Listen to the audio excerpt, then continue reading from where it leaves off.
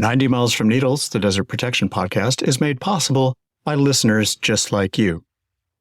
If you want to help us out, you can go to 90milesfromneedles.com/donate or text NEEDLES to 53555.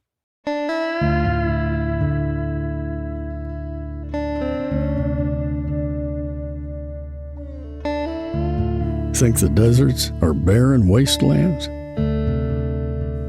Think again. It's time for 90 Miles from Needles, the Desert Protection Podcast.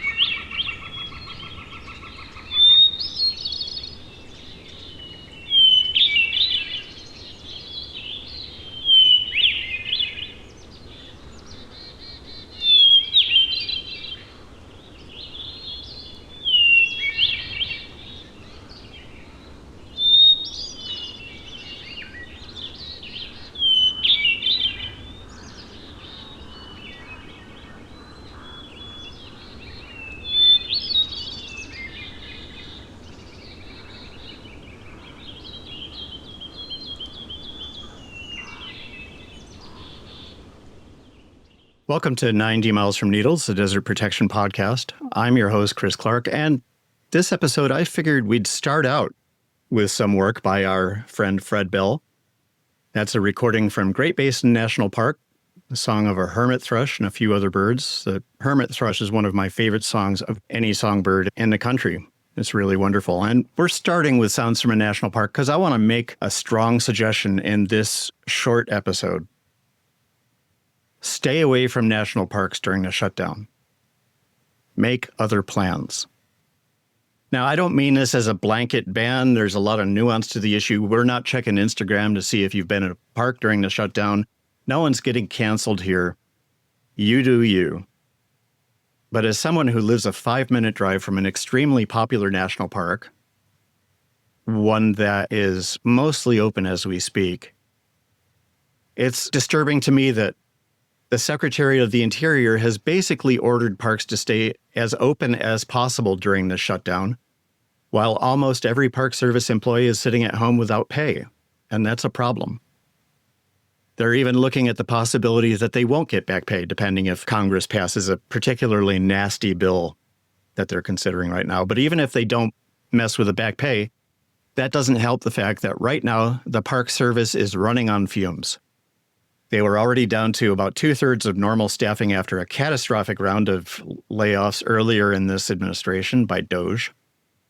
So the system was already struggling, and things like search and rescue, fencing off open mine shafts, doing cultural resource preservation, all of that was already under strain. And now we're down to a skeleton crew. There's law enforcement officers, there's a few essential rangers, but essential is defined very narrowly. And the more people show up in national parks, the more that's going to add to the problem. Now, a number of groups, including my former employer, are urging people to skip park visits during the shutdown, and I think that's the right call. Now, not everyone in the park-loving community agrees, of course. Some folks rely on tourism for their livelihoods. There are nonprofits that support parks, but they depend on visitor dollars. For them, a shutdown that lasts, more than a week could be pretty hard to take. But you know who doesn't object to the idea of encouraging people to stay away and asking the Department of Interior to close the parks altogether? Retired park rangers and superintendents, like those that are working with the Coalition to Defend America's Parks. They have seen what happens during shutdowns when parks stay open. There are two main reasons why I think you should consider making alternative plans as opposed to visiting national parks. There are two big categories of things we want to protect: the resources that the parks exist to preserve and your own skin. Let's talk about the resources first. Now, in the desert, we've got a lot of national parks, everything from Manzanar National Historic Site, where Japanese and Japanese American people were wrongfully imprisoned during World War II, to Big Bend and Fossil Beds National Monument. Some of these desert parks, like Death Valley, Joshua Tree, the Grand Canyon, and Saguaro, protect natural landscapes that are both spectacular and ecologically vital. Others, like Manzanar, the Blackwell School near Marfa, Canyon de Chelly and Chaco Canyon, and many other historic sites across the Southwest, protect cultural and historical resources. These landscapes, these cultural resources, these historical resources are all vulnerable, and right now they don't have enough guardians watching over them. During the last long shutdown, there was vandalism in Joshua Tree. There's spray painting on rocks, damage and theft of artifacts and cultural items. People drove off-road, which is not allowed in Joshua Tree. And some Joshua trees themselves were in fact destroyed during that shutdown in 2018 and 2019. And even the amenities that are there only to make visitors more comfortable, restrooms and campgrounds and visitor centers, can become health hazards if there's no one maintaining them. And I have an example from my experience this week. It's kind of a small example, but it's illustrative. And the context here is that the drive from my home to the Las Vegas airport is one of my favorite routes in the world. It passes through Wonder Valley near 29 Palms and goes into Mojave Trails National Monument, established in 2016 by President Barack Obama, and then Mojave National Preserve. It's about a 3-hour drive. And at the 1.5-hour point, there's the Kelso Depot, which is a historic railroad station turned visitor center, and that was saved from demolition years ago, thanks to people like my friend Eldon Hughes, sadly no longer with us. It's a beautiful arts and crafts style building that itself has been closed for maintenance. They need to replace the HVAC, and it's taken a while. But there's a public restroom in the parking lot that's always been clean and reliable until this week. We use the Las Vegas airport a lot. It just works best for us, and not just because of the drive there and back, but that's certainly part of it. I was picking my wife up from the airport on Tuesday, and I stopped at Kelso to take a pit stop, and the place was wrecked. There were toilets out of order, urinals overflowing, the floor was covered in vileness.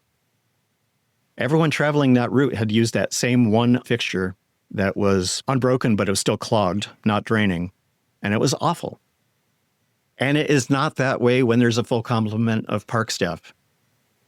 That's what happens when you keep parks open without staff. And that's a rather trivial example, to be honest. I mean, it's going to take one really unlucky person less than a day to remediate the mess, at least.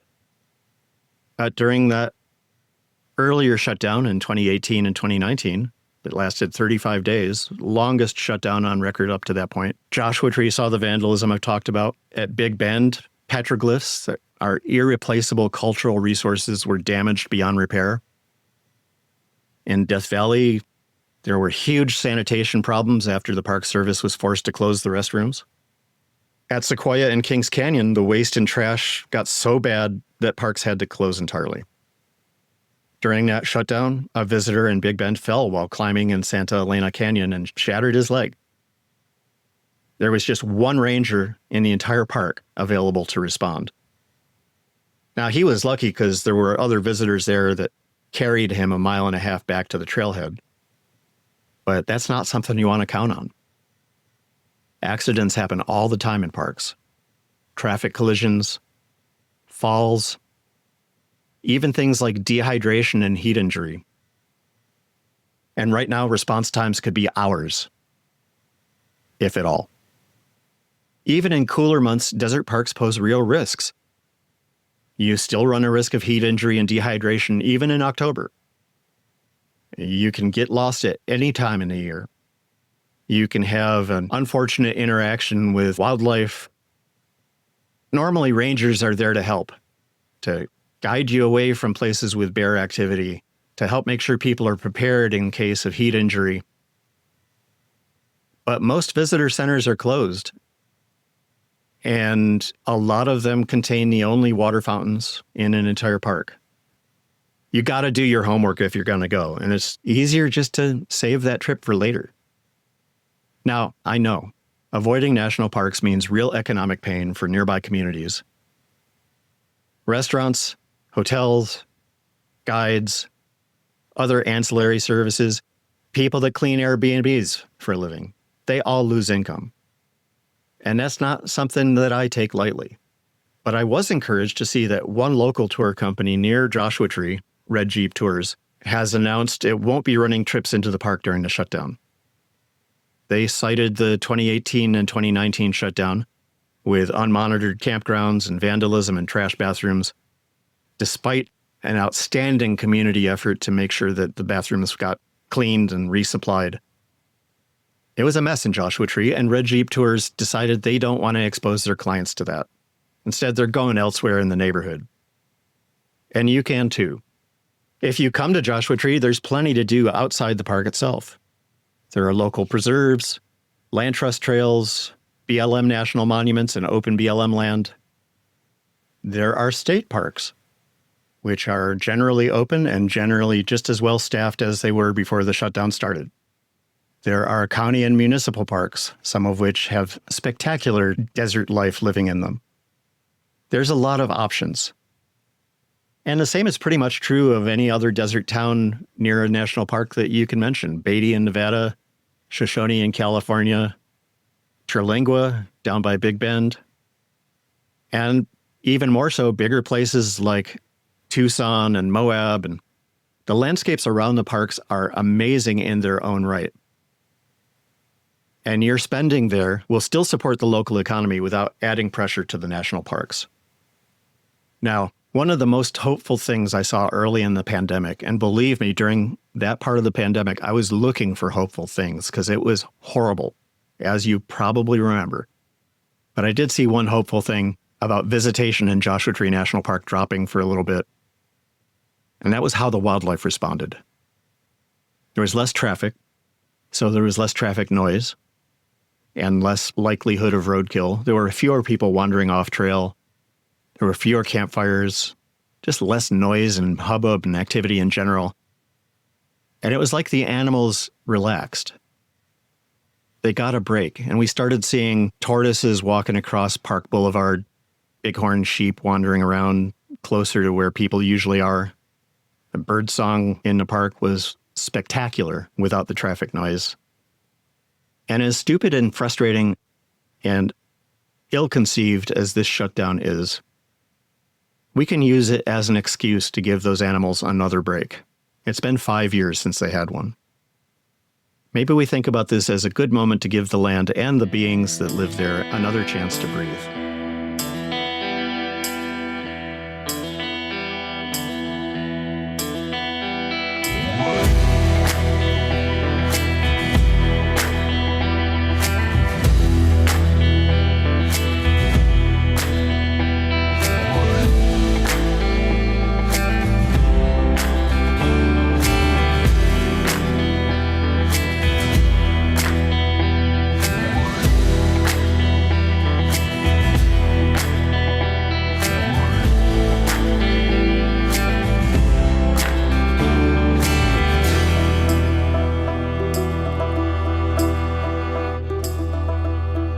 That's it for this episode of 90 Miles from Needles, the Desert Protection Podcast.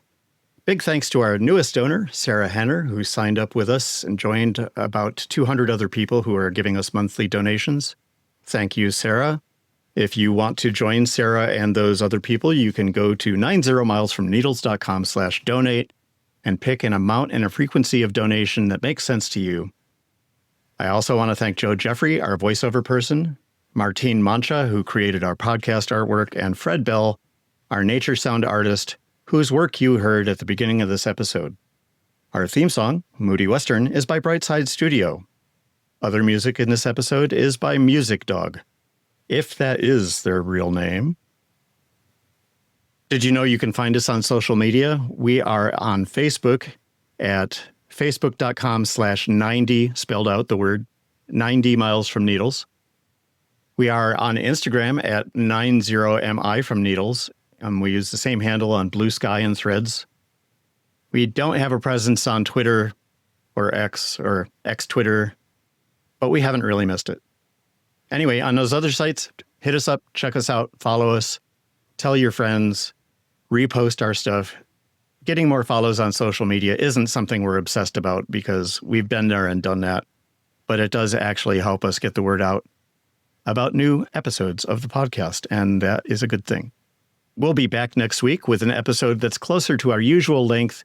We had a great conversation with folks at Wildlife for All talking about the threats and opportunities that wildlife face in this new era of American history.